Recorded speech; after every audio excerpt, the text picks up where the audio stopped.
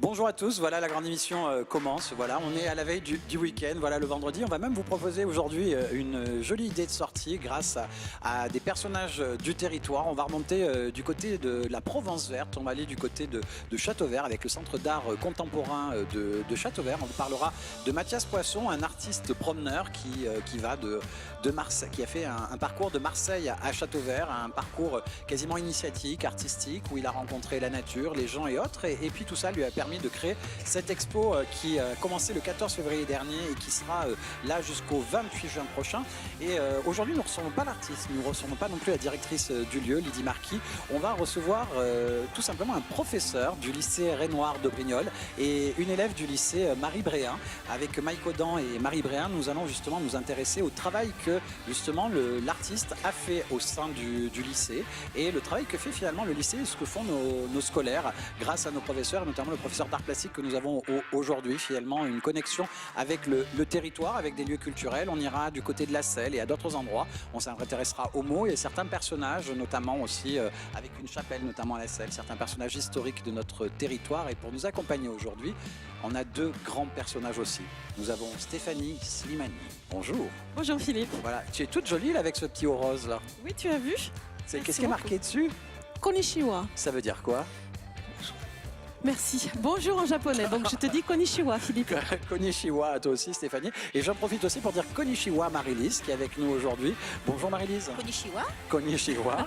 Alors toi aujourd'hui tu vas répondre à des questions de téléspectateurs. Exactement, des questions sur le thème du développement personnel, des choses qui peuvent nous agacer au quotidien. marylisevarazur@gmail.com. Exactement. C'est le petit mail où justement les gens t'écrivent régulièrement des questions tout bêtes au niveau développement personnel. Et on verra que finalement plusieurs personnes se sont interrogées. On aura donc Franck qui est là, on aura Stéphanie et puis aussi Émilie aussi de la scène qui se sont interrogées, à qui tu as répondu aux questions. Exactement. Exactement. Tu t'en souviendras, c'est Franck. Hein. Mais oui, Franck. Franck parce que voilà. Je le connais bien.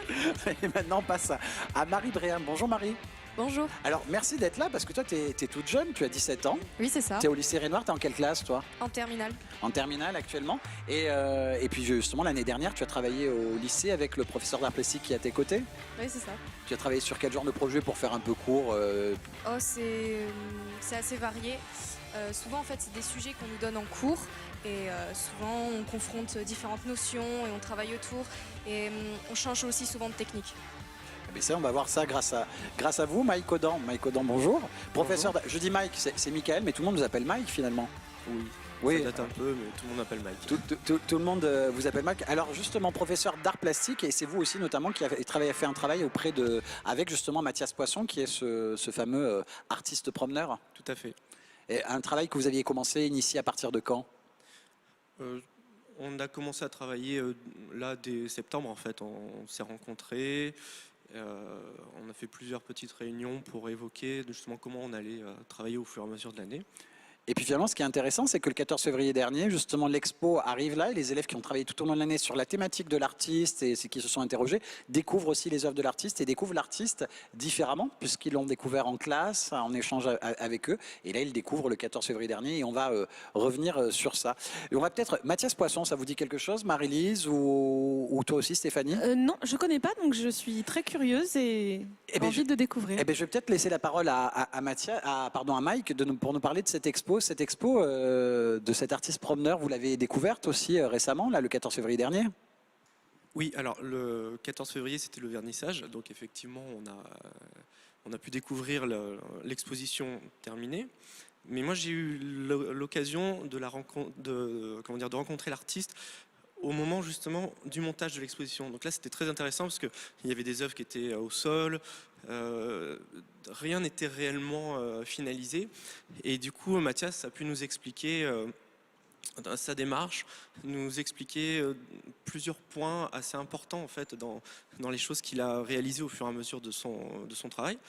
Et d'ailleurs, ça nous a permis de mettre au point certains éléments de l'organisation future avec les élèves. Parce que là, on vient de le voir sur les photos, c'est-à-dire qu'il y a aussi bien du dessin à certains endroits, il y a de l'amoncellement de choses, il y a aussi, c'est vraiment toutes sortes de choses complètement variées. Oui, c'est assez varié, mais le dessin est quand même assez récurrent. Il s'en sert comme une trace mémorielle en fait de ces marches. L'artiste va se déplacer, donc il va marcher dans l'espace qu'il aura choisi. Et là, Donc notamment, c'est Marseille-Châteauvert. voilà, entre Marseille et Châteauvert. Et alors c'est un travail préparatoire qui est quand même assez long pour pouvoir décider des différents lieux et espaces à traverser, parce que bon, il peut y avoir des espaces privés, on peut arriver sur des routes, donc il essaye toujours d'être vraiment dans des chemins de traverse.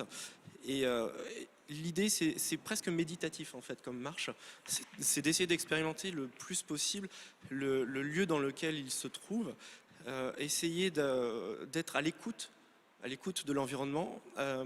Il va glaner ça et là des choses qu'il va trouver. Ça peut être des plantes, des objets laissés, je sais pas, de la pierre. Enfin, c'est vraiment des tas de choses différentes. Et ces éléments-là vont constituer une sorte de terreau qu'il va utiliser après, par exemple, pour se créer des encres. Donc il va fabriquer lui-même ses encres. Donc ça, c'est quand même assez intéressant parce que bon, Monsieur Tout-le-Monde va dans n'importe quel magasin de Beaux-Arts pour acheter son matériel. Lui, non, il se fabrique. Il se fabrique à la fois donc, les couleurs qui peuvent être, elles sont très naturelles du coup. Elles ont une durée de vie qui est plus ou moins longue. Parfois, il y en a certaines qui se décolorent au bout d'un mois. Donc en fait, une création qu'il va faire, elle va être forcément, elle va changer dans le temps. Donc il va y avoir, quand on va percevoir une œuvre, ça va être un instant T. Et un mois plus tard, on va la voir, et ben le rouge qu'on aura vu à tel endroit aura changé, ça sera devenu une espèce de marron. Enfin, il y a plein de variations. Et en fait, l'œuvre de Mathias Poisson, elle oscille dans le temps. Et donc, Ce qui est intéressant, c'est un promeneur, justement. Ce projet a été soutenu aussi par la FRAC de Marseille, aussi, qui finalement une fondation aussi avec laquelle vous collaborez aussi avec les lycéens. Et ce qui est intéressant, c'est-à-dire que cette création, en tout cas cette expo, c'est vraiment une création qui a été faite là dans les mois qui viennent juste de précéder. Donc c'est vraiment même, c'est un projet assez inhabituel. Ça s'appelle Des marches, au simple une marche, donc au pluriel des marches, virgule, des marches, et là en un seul mot. oui, tout à fait. Alors, le principe avec le FRAC, c'est que donc il travaille avec énormément d'artistes. Et là, en travaillant avec le Centre d'art de Châteauvert, l'idée c'était que Mathias Poisson soit donc en résidence. Être en résidence, ça sous-entend quoi? Ça sous-entend en fait de travailler directement dans les lieux et d'expérimenter dans un temps dédié. Et une fois que ce temps d'expérimentation est fait, eh bien, il y a une exposition qui vient clore en fait le propos de l'artiste. Et ce qui est intéressant, finalement, Stéphanie, tu vois, ce travail d'artiste, ben, finalement, il a un peu amené les élèves à s'interroger tout au long sur cette idée de marche. Et je crois que tu as fait des applications aussi avec les élèves. Vous êtes à Brignoles, il y a le Carami qui coule là-bas, et notamment un exercice pratique avec les élèves. Tu as joué avec cette marche et en les amenant sur le bord du Carami pour appliquer finalement le même exercice que lui. Oui, on a fait quelque chose d'assez drôle, effectivement. Alors, Mathias a un dispositif. Il a créé des lunettes qui sont floues, complètement floues. En fait, quand on les met, on y voit vraiment très très flou. Mais on n'y voit pas à 1 mètre. Hein, c'est assez impressionnant. Avec les tiennes, tu vois bien, par exemple. Pardon? Avec tes lunettes, tu y vois bien, toi, par exemple. Oui. Non, vraiment, c'est impossible de voir quoi que ce soit. Et donc, l'idée, c'est de faire une expérience sensorielle.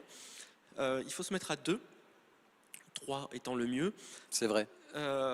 Donc celui qui a les lunettes, un qui va servir de guide, hein, comme un guide pour aveugles, et un qui va retranscrire par écrit, qui va être une sorte de secrétaire en fait, de toutes les sensations, toutes les choses qui vont être dites par la personne qui porte les lunettes. Donc ce dispositif, d'ailleurs, il est présent à l'exposition, au Centre d'art de Châteauvert. Vous avez une table lumineuse avec des écrits sur le protocole, et vous avez les lunettes. Et après, vous pouvez aller emprunter les lunettes à l'accueil du centre d'art pour pouvoir expérimenter. Mais donc, du coup, pour les élèves, il est venu avec une dizaine de paires de lunettes. Et donc, on a réussi à sortir du lycée un peu in extremis, parce que c'était un peu compliqué d'avoir les autorisations dans les temps, mais bon, on a réussi. Et les élèves se sont mis donc par groupe, de deux ou trois, pardon, et ils ont expérimenté. Et donc, vraiment, c'était essayer de marcher tout le long des berges, de descendre, de remonter, de passer sur des... Enfin, c'est pas plat, hein, c'est un peu vallonné. Là, tu t'adresses à quelle classe quand tu fais ce travail? Alors là, pour cette année, c'était les premières. Alors, ce qui est étonnant, c'est-à-dire que là, quand même, on est sur un monde sensoriel, c'est-à-dire que voilà, on vit une émotion, on vit une sensation, on doit la retranscrire à son voisin, ce qu'on est en train de vivre, et le voisin va devoir retranscrire de manière artistique ce que l'autre lui a exprimé, et finalement, donc c'est la rencontre finalement de l'émotion de quelqu'un qui est totalement, je veux dire concrète, mais totalement personnelle, et l'autre d'avoir retranscrire cette chose-là. Ça nécessite, je trouve, déjà dans le travail, il y a une vraie, j'allais dire, interrogation, et tu leur demandes, tu les sollicites intellectuellement parlant, quoi. Et même, je pense à un sujet que tu leur as donné. J'essaie de retrouver un sujet que tu leur donnais qui était extrêmement compliqué. Tu vas peut-être retrouver la thématique que tu leur avais dit sur un sujet complètement complexe. Tu m'avais donné un titre de sujet que tu leur avais donné. Là, ça ne me revient pas. Alors, attends, en fin de compte, voilà, c'est cette envie que tu as notamment de les bousculer, en tout cas sur la réflexion. Tu veux les faire réfléchir? Oui, tout à fait. Alors ça, c'est quelque chose pour moi qui est très important. C'est de faire en sorte de créer des sujets qui amènent l'élève d'abord à penser avant de se lancer directement dans la création. Parce que là, en fait, je veux arriver à leur faire comprendre que c'est une réflexion intense, et la création visuelle est l'aboutissement de cette réflexion. Et j'ai retrouvé ta thématique. Rapport avec le territoire, frontières, forme, territoire, les limites de l'altérité. Ah oui, c'est vrai. Donc là, ils ont quel âge quand tu les bouscules avec ça? En première, c'est quoi? C'est 16 ans? Ouais, 16 ans. Est-ce que toi, il t'a déjà bousculé? Parce que l'année dernière, tu as participé à tous les ateliers au sein du lycée Rénoir à Brignoles, avec notamment ton professeur d'art plastique, Monsieur Audan. Toi aussi, tu as été bousculé sur plein de thématiques, Marie, comme ça? Alors moi, j'ai été bousculée à tous les sujets depuis 3 ans, puisque au final, maintenant, je fais de l'art plastique depuis la seconde. Et c'est vrai qu'à chaque fois, dans le sujet, il y a quelque chose de très complexe. Et quand on lit le sujet une première fois, on ne peut pas tout de suite le comprendre. Il faut vraiment relire, comprendre et aussi définir les notions qui nous sont données. Mais moi, ce que je trouve intéressant, c'est ça, c'est ce travail d'analyse et ensuite d'interprétation. Comment justement, à partir de ce sujet-là, on va en dégager au final quelque chose d'assez personnel, mais qui reste quand même en fait dans le cadre. Mais en même temps, comme tu dis, c'est personnel. C'est-à-dire que tu y mets quelque chose. C'est pas la difficulté du sujet. Au contraire, c'est peut-être ça qui va te pousser à être peut-être encore plus personnel et plus... Bien sûr, parce qu'en fait, les contraintes, c'est ce qui nous permet à chaque fois aller plus loin dans la réflexion et plus loin aussi dans la production. Et l'année dernière, tu as travaillé sur quoi, par exemple, si on peut citer certains exemples? Parce que j'ai souvenir d'un travail que tu as fait à la Selle, au sein d'une chapelle. Alors en fait, c'était pas à la Selle, mais c'était en fait dans un lieu culturel à Brignoles qui s'appelle le Musée des Contes de Provence, où là, en fait, nous avons des reliques de justement différents éléments en fait de toute la région, toute la zone, dont en fait un tombeau sur lequel j'ai travaillé, puisqu'on devait partir en fait d'une œuvre de base. Et moi, c'était le tombeau du coup de Sérégria, qui elle était en fait une riche chrétienne et qui de base son tombeau était à la Selle. Voilà, c'est ça que j'avais un peu. Tu as raison. Et c'est un lieu, comment dire, assez symbolique en tout cas dans la zone, qui est très visité, puisqu'il est en fait sur un domaine viticole. Et voilà, donc le sujet ici, c'était prendre une œuvre qui avait déjà au musée, la détourner et la réactualiser. Et toi, tu en as fait quelque chose, j'allais dire, de totalement personnel aussi? C'est ça. Moi, en fait, voilà, c'est ça. On part de quelque chose. Un tombeau. Qu'est-ce que c'est un tombeau? Qu'est-ce que ça nous évoque? Tout de suite, on a la thématique de la mort, mais aussi du repos, la notion du corps aussi, contenue dans quelque chose. Et donc, pour détourner ça, en le réactualisant, j'ai choisi d'aborder quelque chose d'assez moderne, mais aussi un peu ironique, qui est en fait l'administration mortuaire. Donc comment on va définir au final maintenant un mort dans notre société. Et finalement, aujourd'hui, l'existence, ce que tu veux dire, c'est qu'administrativement, après, au bout d'un moment, on est quasiment que administrativement, on n'existe qu'administrativement. Et tu as réussi à retranscrire ça de quelle manière? La forme artistique a ressemblé à quoi? Je sais pas. Ah oui, voilà, on a les photos ici. En fait, comment dire, comme je vous l'ai dit tout à l'heure, la notion de corps était quand même importante, puisque un mort, c'est quelqu'un. Oui, oui, Quelque tout à chose de fait. physique. Et comment on passe de quelque chose de physique à quelque chose d'administratif, de papier. Et c'est ce que j'ai voulu montrer en fait en faisant une sorte de corps qui dépasse du tombeau, comme s'il était relié, et qui au final se transforme en une vague de papier, puisqu'il y a une transition en fait entre l'homme, la matière, et le papier, En fin de compte, ce qu'il en reste au niveau sociétal et ce qui va exister après, il ne va nous rester plus que de l'administratif. Voilà, c'est dans ce truc-là, voilà, ce corps, voilà, il va se transformer en tout plein de sortes. Et en plus, c'est assez curieux, quoi. Il y a quelque chose d'humoristique aussi, quand même, dans Ouais, la c'est chose. ça. Et je tiens à préciser que tous les papiers, c'est vraiment des papiers d'administration mortuaire. Donc je suis allée chercher des déclarations de décès, comment dire, tout ce qui est testament, héritage, pour justement Tu as envie de réagir ou pas? le mettre en lien. Très intéressant. Vraiment, je trouve que de pouvoir amener aussi des élèves à réfléchir finalement aussi sur eux-mêmes et sur le monde qui les entoure, parce que c'est au-delà d'un exercice d'art plastique, c'est vraiment vous confronter à une réflexion. Et je trouve que ton travail, en tout cas, est très intéressant. Merci. Mais Marie, toi aussi, tu pratiques pas mal, je crois que le violon, la danse contemporaine Oui. aussi. Je suis assez polyvalente au niveau des arts et des activités. C'est quelque chose qui te correspond? Complètement. Enfin, comment dire, pour moi, je ne peux pas imaginer, même quand je crée ou quand je dois chercher des références pour mes boulots en art plastique, je fais forcément des liens avec ce que je fais à côté et c'est ce qui m'aide. Plus il y a des réflexions, plus j'ai de références et plus je fais de choses et plus ça m'aide en fait à avancer dans tout ça.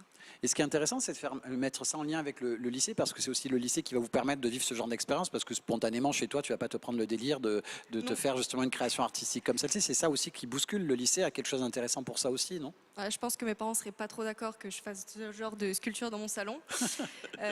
Mais oui, c'est ça. En fait, c'est un cadre qui me permet de me développer et de m'exprimer autour de ça. Et je sais que par exemple, tous les projets qu'on fait en dehors et les rencontres avec les artistes, jamais j'aurais pu le faire si j'étais restée chez moi. Et en plus, il y a eu d'autres choses, tu as participé à la nuit des musées, à d'autres choses Oui, comme c'est ça. Puisque ce projet du coup qu'on a vu tout à l'heure, j'ai dû l'expliquer à la nuit des musées. En fait, faire la médiation. Donc ça, c'était bien sûr sur la base du volontariat. Mais donc je me suis déplacée et pendant une nuit, j'ai dû expliquer mon boulot, mais aussi les œuvres du musée. Donc ça faisait appel à, comment dire, aux connaissances, aux références que j'avais, mais à comment expliquer maintenant ma démarche plastique. Ouais, c'est intéressant. Je suis bluffée. C'est vrai? Oui, carrément.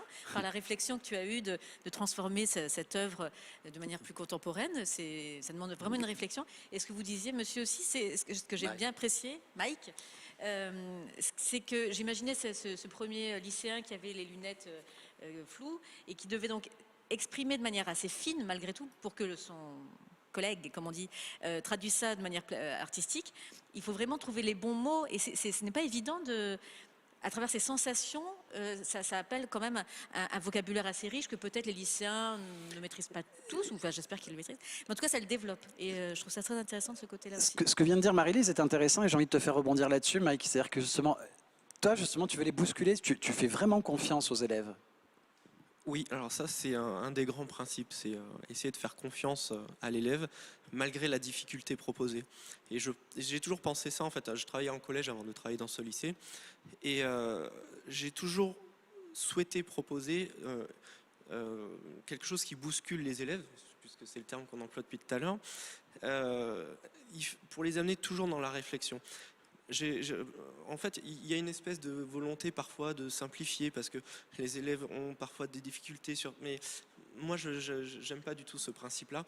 Je préfère au contraire les mettre en difficulté, venir les aider pour essayer de voir comment transformer leurs difficultés en réussite, plutôt que de les confronter à quelque chose qui serait trop simple.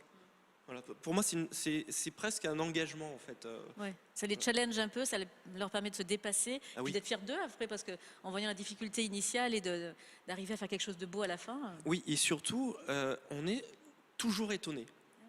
Mais vraiment, moi je suis bluffé à chaque fois par les réflexions qu'ils me proposent par rapport aux problématiques que je leur pose, les productions qu'ils font. Alors évidemment au lycée c'est un niveau un peu au-dessus, mais déjà même au collège j'étais toujours étonné par ce qu'on me proposait. Et je trouve que c'est C'est une réflexion vivante qui m'alimente moi aussi en fait. Et je pense que si je faisais pas ça... Et je pense que la difficulté les pousse à réfléchir, et je pense que quand l'élève est dans la réflexion, c'est des fois donner quelque chose de trop simple finalement. Eux aussi, je pense que ça peut être offensant pour vous aussi quand on ne fait pas confiance à votre intelligence, non?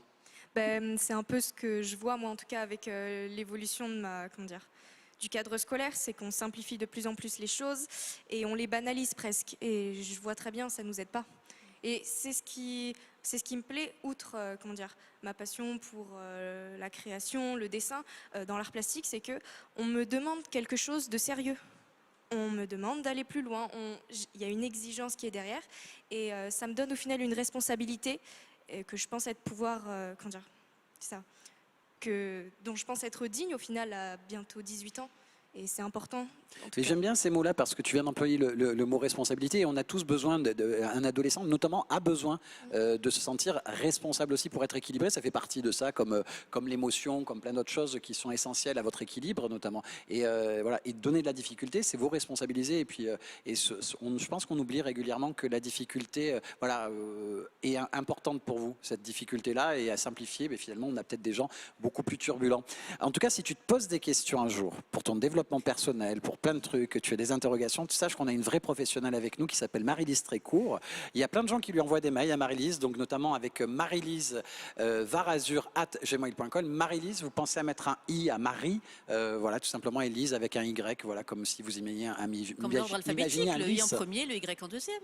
Oui, voilà. Classique. On pense à Lys et à Marie. Oui, la fleur de lys, ça me Voilà, tout à fait. assez bien, je trouve. Tout à fait, pas cheveux lisses. Non, Non, là, j'ai du mal avec ça. Alors, il y a Émilie qui s'est posé des questions à la Seine-sur-Mer. Je suis très préoccupée par le regard des autres et j'ai peur de décevoir et même d'être rejetée. Du coup, je n'arrive pas à me comporter de façon naturelle et une amie m'a dit que ça se sentait. Comment faire pour éviter ça, ma chère Marie-Lise? Je te fais Macha Béranger. Bonsoir. Non, en fait, il faut apprendre à se détacher du regard des autres, parce que quand on se sent trop soumis à l'approbation des autres, on vit à travers eux et on n'arrive pas à se définir soi-même, on n'arrive pas à faire ce qu'on a envie de faire, on n'arrive pas à être libre finalement. Donc il faut vraiment arriver à se détacher de ce regard-là. Et puis aussi se dire, parce que c'est une réalité, qu'on ne pourra jamais plaire à tout le monde. Que même si on fait de notre mieux, même si on essaie d'être gentil avec tout le monde, et ben pour certains on va sembler trop mièvre, il y aura toujours quelque chose. Donc au bout d'un moment, faisons ce qu'on a envie de faire, soyons sympas avec tout le monde et à Jacques Test. C'est pas ça que je m'attendais à entendre. C'est très bien. Il y a tu préfères Franck le qui est à Toulon qui lui dit qu'il a envie de se lancer. Pardon, je voulais juste qu'Émilie se pose quelques questions. Juste, elle se demande. Tu as vu comment tu as fait qu'il se pose quelques questions et tu as rajouté le petit. Émilie, quels seraient les risques de ne pas plaire à tout le monde en toutes circonstances, finalement? Que pourrait-il se passer de pire et quelles seraient les conséquences? Est-ce que c'est vraiment si grave que ça? Quels seraient les bénéfices? Ça, c'est important. Parce que quand on arrive à se libérer du regard des autres, les bénéfices, eh ben, on se sent libre. Et finalement, on est beaucoup mieux dans sa peau. Et donc, ce que je te demande, Émilie, puisque je vais te tutoyer, qu'est-ce que tu vas faire, Émilie, concrètement maintenant, pour être toi-même? Eh bien, il y a Franck à Toulon, lui aussi, il se pose des questions. J'ai envie de me lancer dans plusieurs projets. J'ai plein d'idées, mais je n'ose pas me lancer parce que j'ai peur de ne pas réussir et de le regretter. C'est ça. Alors, j'ai trois points pour répondre trois points rapides, rassure-toi, pour répondre à Franck. On a fait une enquête auprès des personnes en fin de vie, et en fait, ce qu'elles regrettaient plus la plupart du temps, ce n'est pas les choses pour lesquelles elles avaient échoué, c'est les choses qu'elles n'avaient pas faites. C'est ce qu'elles regrettent le plus. Donc, à partir de là, il faut comprendre que les erreurs nous aident toujours à nous améliorer, à devenir une meilleure version de nous-mêmes. Donc, finalement, il vaut mieux oser et se planter que ne pas oser du tout parce qu'on va le regretter. La deuxième chose, c'est que Franck nous dit qu'il a plein d'idées, plein de projets, mais je ne pense pas qu'on puisse mener de front plusieurs projets de manière vraiment efficace. Donc Franck, ce que je vous conseille, c'est de sélectionner le projet qui vous tient le plus à cœur, qui vous challenge un peu. On revient à cette idée de challenge dont je parlais tout à l'heure, c'est-à-dire qu'un projet qui serait trop simple pour vous, vous allez vous démotiver, vous allez l'abandonner en disant bon. Donc un projet qui vous challenge, ce qui vous permettra donc de faire des petits pas, d'avancer vers votre projet et d'entamer un autre projet plus tard, puisque vous gagnerez en confiance en vous. Ça, et la troisième chose, c'est utiliser la méthode du donc. Si vous avez peur de ne pas réussir, donc, formez-vous, documentez-vous, faites-vous aider, faites tout ce qu'il faut pour avoir des chances de réussir. Voilà. Et arrêtez, Franck, peut-être de vous cacher derrière ces peurs et ces fausses excuses et agissez. Là, là, avec une petite voix à la Maché Béranger, ça aurait fonctionné. Franck, arrêtez de vous cacher derrière vos Non, mais je excuses. sais pas, c'est grave. Stéphanie Abelgeancier qui n'arrive pas à maîtriser ses émotions et ça lui joue souvent des tours. Et oui, ça arrive souvent. Ça. Alors, j'allais dire que peut-être c'est plus féminin, mais pourquoi pas? Parce qu'on n'a pas forcément les mêmes émotions entre hommes et femmes. Peut-être un homme. La formulation est peut-être plus féminine, c'est-à-dire que sinon, Voilà, peut-être le c'est garçon ça. a dit ouais, je m'énerve facilement. C'est ça, tout à fait. Alors qu'un homme peut-être va dire je me mets souvent en colère. Une femme va dire peut-être je suis trop émotive et donc je vais peut-être laisser passer des émotions que je voudrais pas faire passer. Donc j'ai quatre points, 4 conseils à vous donner. Essayez de vous demander qu'est-ce que cette émotion a à vous dire. Elle vous dit quelque chose, cette émotion. Si vous avez peur, si vous êtes anxieux, si vous êtes en colère même, c'est que ça cache quelque chose. Donc il ne faut pas nier ces émotions-là parce qu'elles vont revenir de manière plus forte la prochaine fois. Donc penchez-vous 2 minutes là-dessus et prenez du recul. Et d'ailleurs, le recul, on va en reparler tout à l'heure.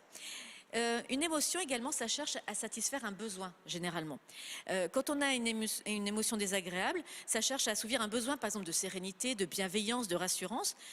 Je te donne un exemple, si une femme se plaint que son mari rentre en retard du travail, son besoin est sans doute d'être considéré, d'être valorisé. Et si elle identifie ce besoin-là, sa colère va déjà descendre d'un cran et elle va lui dire, voilà, moi quand tu rentres en retard, je ne me sens pas considérée parce que tu ne m'as pas prévenue. Et là, on rentre dans la solution et non plus dans le reproche stérile. Hystérique. Et hystérique aussi, si on veut. C'est toi qui l'as dit. Hein. C'est toi qui as dit, je répondis. Et donc aussi, il faut mettre des mots sur ces émotions. Ça permet de réduire les effets de l'émotion, ça permet de prendre du recul. Par exemple, si je dis j'ai peur ou je suis en colère, c'est mieux que de dire je me sens mal, parce que je me sens mal, je me pose en victime de mon émotion, mais normal.